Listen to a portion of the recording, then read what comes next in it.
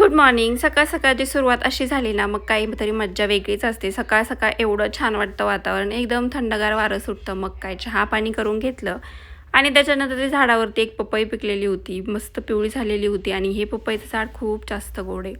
बाकीच्या सगळ्या उन्हाळी पिवळ्या पडल्या होत्या, पण ही मात्र ओरिजिनल पिकलेली होती.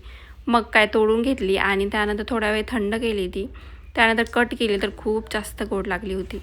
त्यानंतर डायरेक्ट 5 वाजता आम्ही गेलो होतो शेतामध्ये. आता पुण्याला घेऊन जाण्यासाठी मला एक दगड पाहिजे होता कपडे धुवायला. बऱ्याच दिवसाचं असं चाललं आहे, आज घेऊन जाईल, प्रत्येक वेळेस आलं का घेऊन जाईल, घेऊन जाईल, पण काय होत नाही. मग म्हटलं की चला एक दगड घेऊन येऊया, म्हणून मग गेलो होतो आणि सगळे दगड बघत होतो की कोणता चांगला आहे किंवा कोणता असा टिकेल जास्त दिवस, फुटणार नाही वगैरे. त्यामुळं मग आम्ही बघितलं.